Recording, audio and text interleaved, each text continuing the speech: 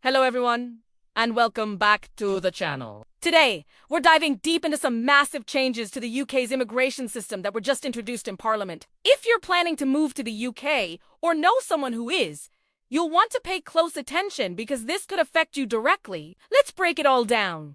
The headline news is a significant shift in English language requirements. The government is introducing a new law requiring many migrants to pass a tough English test, equivalent to an A-level standard.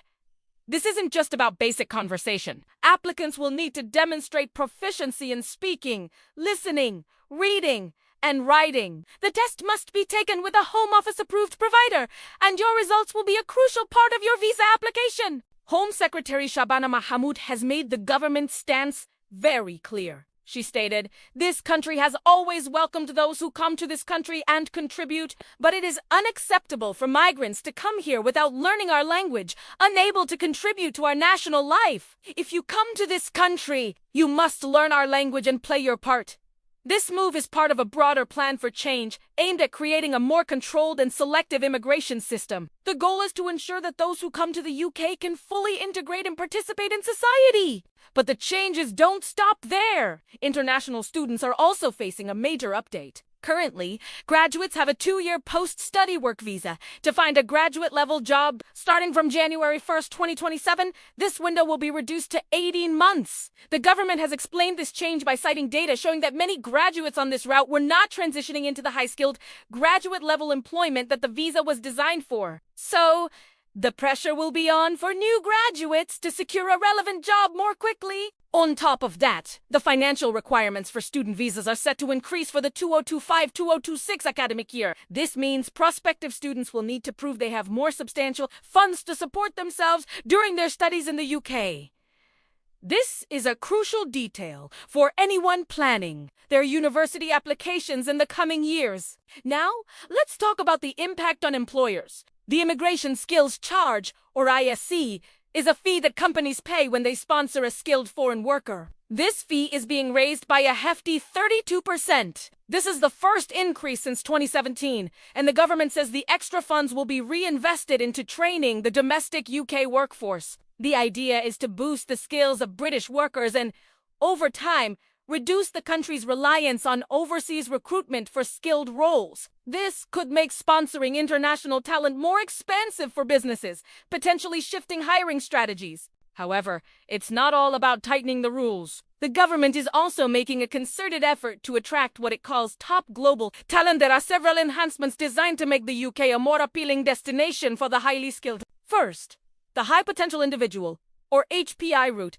is being expanded. This route is for graduates from top global universities. Previously, it was quite limited, but now it will be open to graduates from the top 100 international universities with a cap of 8,000 applications per year. The government expects this change to double the number of people coming in through the HPI route from around 2,000 to 4,000. It's a clear signal that the UK wants the brightest graduates from the world's best institutions to build their careers here. There's also good news for budding entrepreneurs. The rules are being adjusted to allow talented international students to more seamlessly transition from a student visa to an innovator founder visa. This will make it easier for them to establish innovative businesses in the UK right after they finish their studies, without the bureaucratic hurdles they might have faced before. This could be a game changer for the UK's startup scene, encouraging more dynamic new companies to be founded here. The global talent route is also getting a makeover. This visa is for leaders or potential leaders in fields like academia,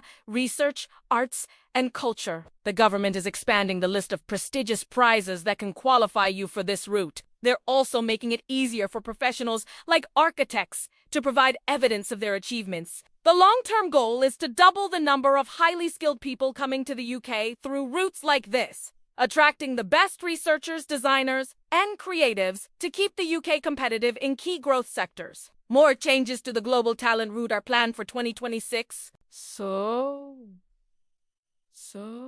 you see a dual strategy here, tightening general immigration while simultaneously rolling out the red carpet for those deemed highly skilled or high potential.